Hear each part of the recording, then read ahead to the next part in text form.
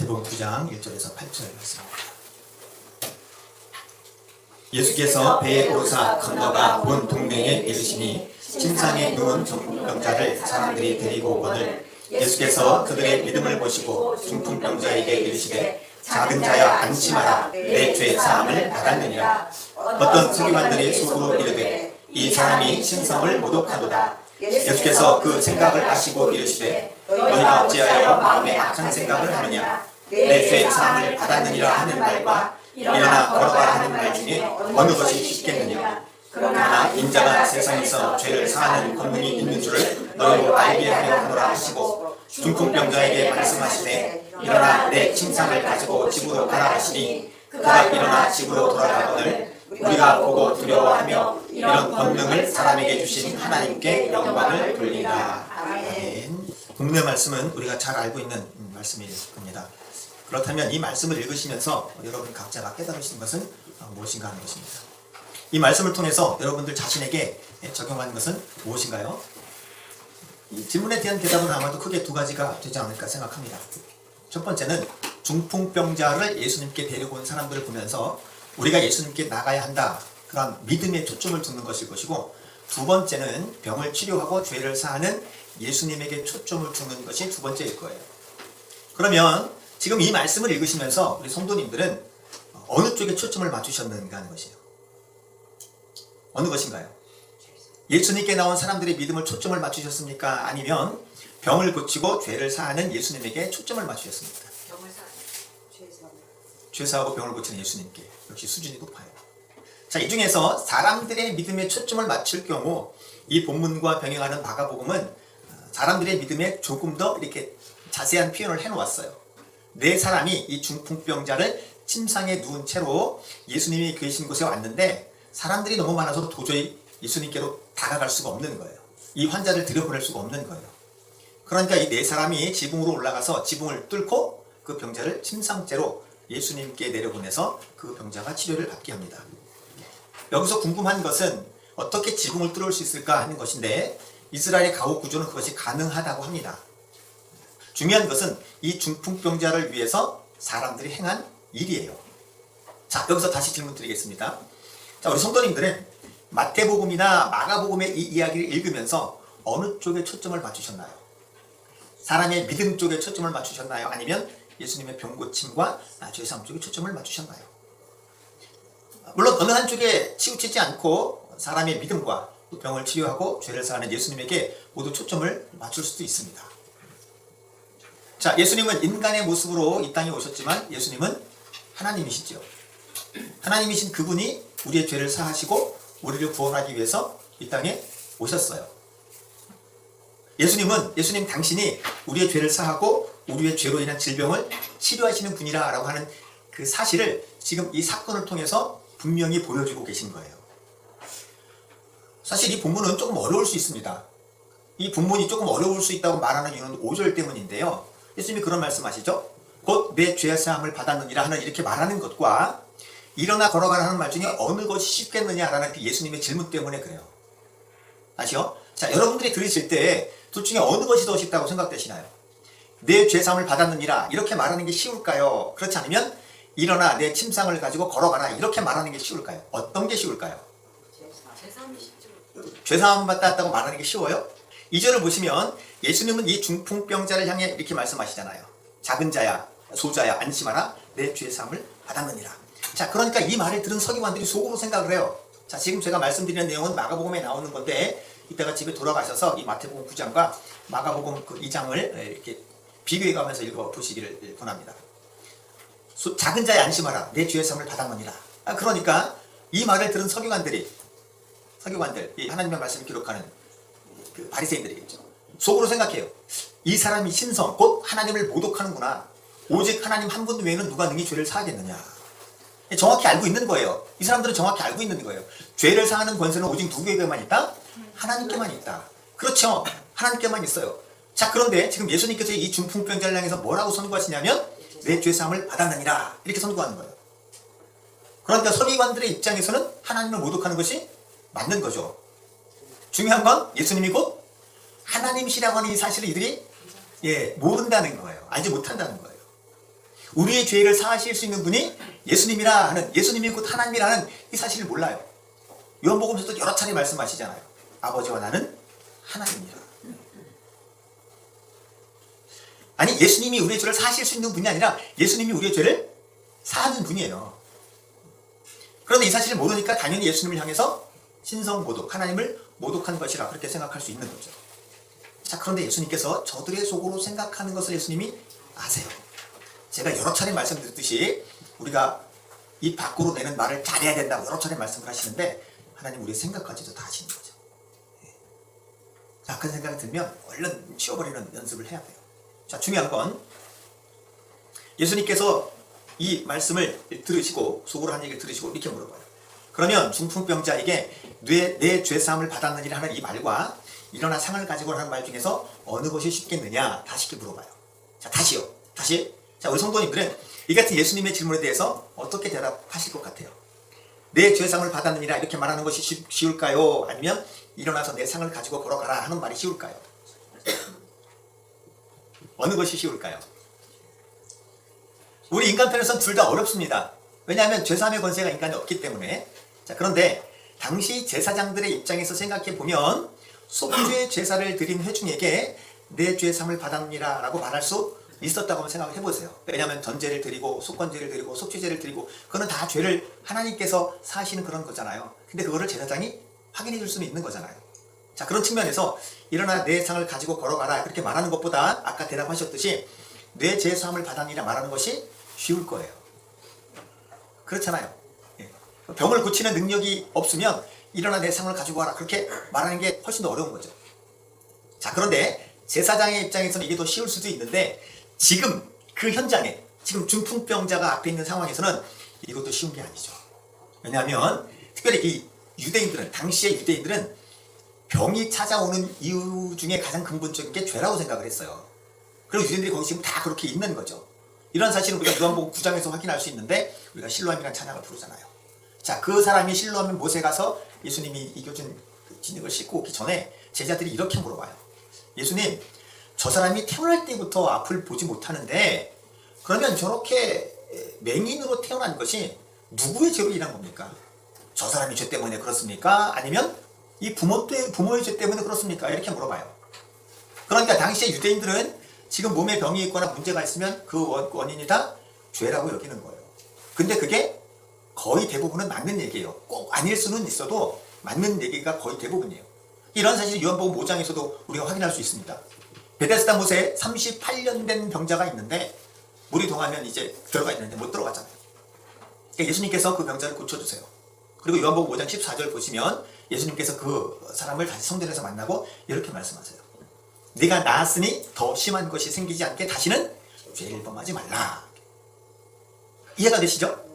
그러니까 죄로 인해 병이 든 사람에게 일어나 내 상을 가지고 가라 라고 말한다면 이 말 속에는 이 사람이 죄사함을 받았다는 뜻이 내포되어 있는 거예요. 그러니까 따라서 병자가 낫는다면 죄사함 받았다는 증거가 되죠. 자, 그런데 죄사함 받았다라고 말하는 것은 어떨까요? 그러면 이 역시 그 사람이 자리에서 일어나야 돼요. 내 죄사함을 받았다 그렇게 말한다고 하면 일어나야 된다고요. 지금 이런 전체적인 상황에서. 그러니까 어떻게 말하든 죄사함의 권능이 있어야 이 사람에게 내가 침상을 가지고 가라 라고 말할 수도 있고 내 죄사함을 받았냐 이렇게 말할 수도 있는 거예요. 그러니까 선관들에게 이 말을 했을 때 대답을 할 수 있을까요? 없을까요? 예수님은 이렇게 사람들이 대답할 수 없는 그런 대답들을, 그런 질문들을 자주 하시죠.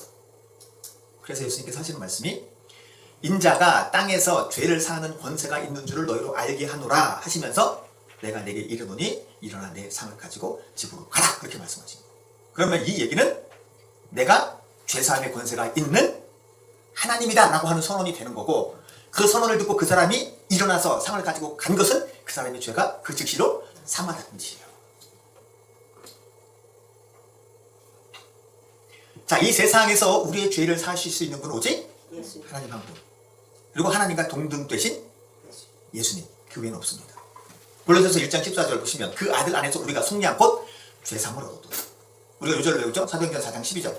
다른 이로서는 구원을 얻을 수 없나니 천하 인간의 구원을 얻을 만한 다른 이름을 우리에게 주신 일이 없음입니다.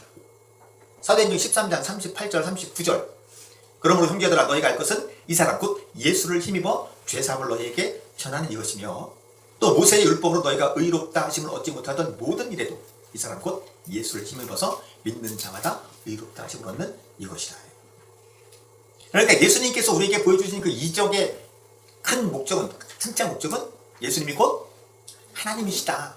예수님이 곧 너희의 모든 죄를 용서하고 사하고 너희를 구원하는 구원자다. 전부 그렇게 사인으로 주시는 것들이에요. 나의 죄를 사하셔서 마귀의 권세에서, 마귀의 옥자에서 나를 구원할 수 있는 분이 하나님이신 거죠. 여기 지금 마태복음 9조를 보시면 이 중풍병자를 사이에 두고 그 위에는 귀신 들린 사람을 고치는 말씀이 나오고 요 중풍병자 이야기 다음에는 세리마태를 부르는 이야기가 나와요. 그런데 여기 중풍병자는 사람들의 믿음이 조금 더 부각이 되어지고 앞에 있는 귀신 들린 사람이나 마태의 경우는 예수님이 직접 찾아가셔서 그들을 구원하셔요. 귀신 들린 사람 예수님 찾아갈 수 있을까요? 마태는 예수님을 찾아간 게 아니고 예수님이 마태를 찾아가시는 거예요. 그러면서 우리에게 그 유명한 말씀, 내가 의인을 불러놓은 것이 아니라 죄인을 부르러 왔노라. 마가복음에 죄인을 불러 회개시키려고 내가 왔노라 이런 거죠. 그러니까 예수님만이 우리의 유일한 구원자 되시는 거예요. 지금 말씀드렸듯이 동시에 우리는 이런 예수님께 나와야 돼요. 이런 은혜를 베푸신 예수님께 나와야 돼요. 이 구조가 참 재밌어요. 앞뒤로 두 이야기가 있고 지금 마태복음의 구조예요. 마가복음의 구조는 조금 다르지만 거의 비슷합니다. 물론 요한복음 6장 44절 말씀을 보시면 나를 보내신 아버지께서 이끌지 아니하시면 아무도 내게로 올 수 없느니라. 그래서 구원은 전적으로 하나님의 은혜인 게 분명한 사실이에요. 우리는 이걸 가리켜서 은혜라고 부르죠. 하나님의 은혜가 우리로 하여금 예수님을 믿게 하고 예수님께 나오고 부를 수 있도록 하시는 거예요. 그래서 에베소서 2장 8절에서 9절 너희가 그 은혜를 인하여 믿음으로 말미암아 구원을 받았으니 그것이 너희에게서 난 것이 아니요 하나님의 선물이냐. 자, 거기에 굉장히 중요한 단어가 나와요. 너희가 그 은혜를 인하여 믿음으로 말미암아 구원을 얻었나니. 자, 믿으면 구원을 받는데 그 믿는 그 믿음이 어디로부터 오냐 이거예요. 하나님 그 은혜죠. 그래서 은혜를 인해서 은혜 때문에 믿게 되는 거고 믿게 되는 걸 통해서 구원을 얻는 거예요. 그러니까 우리 편에서는 내가 믿은 것 같지만 그 믿음이 하나님께로부터 오는 거예요. 그래서 행위에서 나는 것이 아니니 누구든지 자랑할 수 없다는 것이고 그래서 그게 선물인 거예요. 동시에 우리가 그 은혜를 받아서 이렇게 나왔잖아요. 이 부분에서 우리가 생각해 볼 게 있어요. 자, 마태복음 9장 이전에는 침상에 누운 중풍병자를 사람들이 데리고 왔다 이렇게 나오는데 마가복음 2장 3절에는 네 사람이 이 중풍병자를 침상에 들고 왔다 그래요. 아마도 이렇게 앞에 2명 뒤에 2명 그래서 이렇게 들 것 같은 걸로 이렇게 해서 들고 왔을 것으로 생각이 되어집니다. 물론 꼭 네 사람이라고 단정할 수는 없어요. 중요한 건 사람들이 중풍병자를 데리고 예수님께 왔다는 거예요. 그리고 예수님이 이들을 향해서 뭐라고 그러시냐면 그들의 믿음을 보시고요. 그들의 믿음을 보셨다요. 자, 그럼 여기서 그들은 누구일까요? 자, 누가 누가 예수님께 나가면 병고침 받을 것이라고 그 믿음이 있었을까요? 이 본문상에서 우린 정확히 알 수 없어요. 그들의 믿음이라고 그러는데 그들이 여기 나오는 사람 전체를 다 지칭할 수도 있고 아니면 가족들일 수도 있고 친구일 수도 있고 그 당사자일 수도 있어요. 그러니까 그 믿음이 다 있었을 수도 있고 중풍병자에 가면 있었을 수도 있어요. 야, 내가 지금 중풍병 걸려서 그 중풍은 이게 못 움직이는 거잖아요.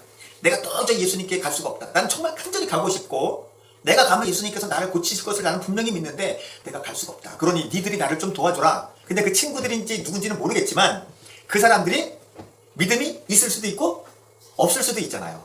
그죠? 그렇게 보면 중풍병자에게만 믿음이 있다고 볼 수 있어요. 반대로 중풍병자에게 믿음이 없는데 이 친구들인지 가족일지 모르지만 이들이 믿음이 있는 거예요. 야, 예수님께로 가기만 하면 네가 고침받아. 예수님께로 가기만 하면 네 죄 사함 받을 수 있어. 그러니까 가자. 그래서 그 사람들이 데리고 왔을 수도 있어요. 그렇죠? 예. 그러니까 중요한 건 뭐냐면 믿음이 있는 사람들이 있었다는 사실이에요. 믿음이 있는 사람들. 그래서 그 사람들이 병자가 됐든 그걸 가지고 왔든 가지고 온 사람들이든 가족들이든 뭐 어쨌든 간에 침상체로 예수님께 나왔다는 사실이에요. 자, 그런데 여기 누가복음, 마태복음에 안 나오지만 누가복음을 보시면 사람이 너무 많아. 들어갈 수가 없어. 그러면 일반적인 경우라면 야, 너 여기까지 왔는데 도저히 들어갈 수가 없다. 이거 할 수 없다. 그리고 돌아가는 경우들이 아마 대부분일 거예요. 근데 여기 이게 마가복음 2장에 등장하는 이 사람들은 포기를 안 해요. 이렇게 옆으로 올라가서 지붕을 뜯어내요. 그게 뭐 이렇게 우리말로 손가락에 그런 거 뭐 이렇게 진흙을 이겨놨다 그래요. 근데 그걸 뜯어내고 그 환자를 내리는 거예요. 그야말로 지붕을 뚫어내는 믿음인 거죠. 그리고 내려요. 예수님께서 뭐라고 하시냐? 그들의 믿음을 보시는 거예요. 그들의 믿음을. 자, 저는 이 부분이 중요하다고 생각해요. 자, 누가 되었든 간에 하나님의 은혜를 먼저 받은 자들, 아까 요한복음에서 말씀하신 것처럼 나를 보내신 아버지께서 이끌지 아니하시면 아무도 예수님께 나올 수 없다라고 말씀하신 그 예수님의 말씀과 같이 이들 중에 하나님께서 먼저 부르셔서 은혜를 받아서 예수님께 나온 자들이 분명히 있을 거예요. 그죠? 그리고 그 사람들 중에 누가 되었든 정말 지붕을 뚫고 예수님에게 내려보내서 예수님만 만나면 고침받을 수 있다. 그 믿음으로 분명히 내렸을 거예요. 제가 말씀드리고자 하는 게 바로 이 부분인데, 하나님의 은혜가 아니고는 내가 나올 수 없잖아요. 우리 중에 하나님의 은혜를 먼저 받은 사람들이 있어요. 예수님의 십자가의 죽으심과 부활하심, 예수님의 피 흘리심 나의 죄를 사하시고 그분이 나의 모든 질병도 고치시고 나의 문제도 해결하시는 그분이다. 믿는 사람이 있어요. 그럼 믿지 못하는 사람을 데리고 오는 거예요. 누구든지 아버지께서 이끌지 않으면 내게로 올 수 없다. 분명히 말씀하셔서 내가 은혜를 받았는데 이 사람은 아직 그 은혜가 없어. 그러면 그 은혜가 올 때까지 기다려줄 수도 있지만 내가 할 수 있는 일을 하면서 그에게도 그 은혜가 부어지기를, 그렇게 병 고치고 죄사함 받고 치유받고 치료받는 역사를 통해서 그도 하나님의 자녀임을 확인시킬 수는 있다는 거예요. 이걸 교회 밖에 적용하면 이게 전도고 이게 선교가 되는 거고, 교회 안에 적용하면 아직 하나님을 만나지 못한 사람, 교회 안에 아직 거듭나지 못한 사람, 교회 안에 아직 회심하지 못한 그런 사람들에게 먼저 부르심을 받고 먼저 은혜를 받은 사람들이 할 수 있는 일이 이들을 이끄는 게 되겠죠. 말로 권면하는 것도 필요할 것이고 뒤에서 지속적으로 기도하는 것도 우리가 할 수 있는 일, 해야 되는 일이에요. 되면 되고 말면 말고 그게 아니고 그 영혼이 정말 하나님을 만나서 병고침을 받고 그 영혼이 정말 하나님을 만나서 문제 해결을 받고 그걸 넘어서서 우리의 죄를 사하고 우리를 영원한 생명을 주시는 분이 예수님이시다라는 그 구원을 얻기 위한 그 간절한 마음, 정말 지붕을 뚝 뚫고 하이킥을 날릴 수 있는 그 간절함이 우리에게 필요하다고 생각을 해요. 물론 이런 간절함이 있다고 해서 모든 사람들이 다 이렇게 들이댈 수 있는 건 아니에요. 특별히 내성적인 성향을 가진 사람, 아이의 성향을 가진 사람은 전도하는 게 정말 힘듭니다. 제가 성향이 그쪽이잖아요. 제가 지금 예비할 때 고등학교 때나 20대 때 음식점에 가서 반찬이 다 떨어졌는데 반찬 좀 더 주세요. 그 말을 못했어요 라고 얘기하면 사람들이 다 웃어요. 아예 그랬을 리가 있나요? 진짜 그랬어요. 진짜 그랬어요. 그래서 어떻게 해요? 반찬이 떨어질 것 같으면 조금씩 먹는 거야. 그 말을 못하니까 조금씩 먹는 거야. 다 먹었어. 그럼 그냥 밥만 먹어. 이번에 통역하는 그 자매가 이제 두 분이 왔어요. 한 분이 수요일 날 비어서 수요일 날 한 분이 오셨는데, 제가 요단강 건너는 그 여호수아 3장 하면서 여리고성 무너뜨리는 그 이제 말씀 공부하면서 막 그렇게 했더니 이분이 못 따라하는 거야. 자기는 내향적이라서 그걸 못 하겠대. 보통 이제 통역하시는 분들은 앞에 분들 따라가요. 왜냐하면 이게 그 템포라든가 이 강약 조절이 있잖아요. 여리고성 와! 그러면 해줘야 되는데 그걸 못 하는 거야. 제가 충분히 이해하죠. 제가 그랬어요. 저도 그랬습니다. 예? 근데 좀 달라지더라고요. 근데 아직도 전도하러 사람을 만나는 건 아직도 어려워. 아직도 어려워. 제가 말씀드리고자 하는 건 전도가 되었던 선교가 되었던 교회 안에 있는 사람이 되었던 누가 되고 어떤 상황이 되었던 우리의 믿음만은 지붕을 뚫고 하이킥을 날릴 수 있는 그 믿음이 우리에게 있어야 돼요. 먼저 은혜 받았잖아. 가서 말하는 게 힘들고 권면하는 게 힘들면 우리 뭐 해줄 수 있어요? 기도해 줄 수 있잖아요. 하나님, 저 영혼 내가 말을 하기 너무너무 어렵고 전할 수가 없으니 하나님 저 영혼에게도 구원의 은혜를 주옵소서. 하실 수 있는 분들은 가서 하시고. 지난번에도 말씀드렸지만 우리 조일의 그 배우 그분이 집사님인가요 지금? 일본에 왔다 갔다 할 때 공항에서 그분으로 그렇게 기도했다잖아요. 하나님 저 조일은 예수 믿고 구원 받게 해주세요. 그걸 위해서 기도하는 사람들이 많이 있겠죠. 그리고 직접 복음을 전하는 사람들도 있겠죠. 하나님은 우리라고 씨를 뿌리게 하는 사람이 있고 물을 주어서 키우게 하는 사람이 있고, 그러나 근본적으로 키우시는 분은 햇빛과 바람과 물을 공급하시는 하나님이시라. 그러니까 전도 못하는 거에서 눌리지 마시고 기도해 주는 거예요. 하나님 저 영혼이 구원받으면 좋겠습니다. 하나님 저 영혼이 교회 안에 들어가 있는데 아직 회심의 열매가 없습니다. 저 영혼 내 눈에 띄게 하셨으니, 내 마음에 감동을 주셨으니, 나를 부르셔서 주님을 믿게 하시고 구원을 내게 선물로 주셨듯이 저 영혼에게도 주님이 찾아오셔서 거듭나게 하시고 본연총 주시옵소서. 그게 침상을 들고 가는 사람들이었을 거예요. 어떤 경우는 물질로 하이킥을 날릴 수도 있어요. 어떤 경우는 몸으로 하이킥을 날릴 수도 있어요. 바라는 것은 나에게 죄사함을 주신 예수님께 나아가서 지붕을 뚫는 그 믿음이 있기를 바라는 거고, 죄사함을 주신 예수님께 사랑하는 사람들이 이끌고 나와서 정말 지붕을 뚫을 수 있는 그 하이킥을 날릴 수 있는 믿음이 있기를 바라는 거예요. 다시 반복하지만 직접 가서 말하지 못하고 전하지 못하면 계속 기도하는 거예요. 그리고 내가 할 수 있는 일, 크든 작든 물질로 후원하고 섬기고 또 몸으로 후원하고 섬기고, 그것이 교회 안에서도 또 교회 밖에서도 우리가 해야 될 일일 거죠. 우리는 먼저 된 자들이에요. 먼저 부르심을 받았잖아요. 내가 예수님을 알아서 예수님께 나온 게 아니고 예수님이 나에게 찾아오셔서 누군가를 나를 보내시고, 아니면 성령님이 직접 나에게 오셔서 예수님을 알게 하시고 믿게 하시고 거듭나게 하셔서 어쨌든 내가 먼저 됐잖아요. 그러면 아직 그 은혜가 임하지 않은 사람들을 위해서 내가 그 일을 하는 거예요. 지붕을 뚫어야 돼. 사람에게는 그런 믿음이 없습니다. 하나님 주셔야죠. 그래서 계속 말씀드리는 거예요. 먼저 된 자들이 그렇게 하는 거예요. 하나님이 구원을 주실 걸 믿고 우리가 하는 거예요. 은혜가 아니면 도무지 하나님께 나올 수가 없죠. 어떻게 믿어요? 나서려 나오라! 살려놓고 그 소리가 들려지게 하시고 나오게 하시는 거죠. 어쨌든 우리가 먼저 은혜 받았잖아요. 동시에 여전히 죄를 짓고 죄로 인해서 고통을 당하고 눌림을 당하는 나 역시도, 나 자신도 이런 믿음으로 주님께 나와야 돼요. 내가 비록 이런 죄를 짓고 이런 악을 행했어도 내가 예수님께 나아가면 나의 모든 죄를 예수님이 사해 주신다. 그 믿음을 가지고 나오는 거예요. 내가 은혜 받고 구원 받았는데 이런 죄를 지으니 나는 차라리 예수 안 믿는 게 더 낫겠다. 나 같은 게 무슨 예수 믿는 인간이냐. 그럴 게 아니고, 그건 우리 인간적으로 지극히 합당한 반응이지만 예수님 아니면 우리가 어디 가서 죄사함을 받겠어요? 교회에 나와서 정말 흐르는 주님의 보혈로 우리가 영적으로 씻음받지 않으면 우리가 어디 가서 죄사함을 받고, 어디 가서 용서를 받고, 어디 가서 고침을 받고 회복되겠어요? 하나님께 나옵니다. 하나님, 이번 한 주간도 내가 범죄했습니다. 용서해 주시고 주님의 보혈이 나를 씻으시고 정결케 하셔서 새로워지게 하시고 다시 나와 싸워 이길 수 있는 그 은혜를 주옵소서. 내가 먼저 이런 은혜를 받았으니 이런 은혜를 받기 원하는 사람들을 위해서 내가 기도합니다. 내가 그들에게 전합니다. 시편 68편 19절, 날마다 우리 짐을 지시는 주 곧 우리의 구원이신 하나님을 찬송할지어다. 날마다 우리의 짐을 주시는 주님, 날마다 나의 죄 짐을 지시는 우리 주님, 나의 죄를 사하사 구원하시는 그 하나님을 찬송하고 그 하나님의 은혜를 전하고 기도하고 섬기고 봉사할 수 있는, 그래서 내 믿음이 크도다라고 말씀하시는 그 예수님의 칭찬을 우리가 받을 수 있게 주님의 이름으로 간절히 축원합니다. 함께 기도하겠습니다.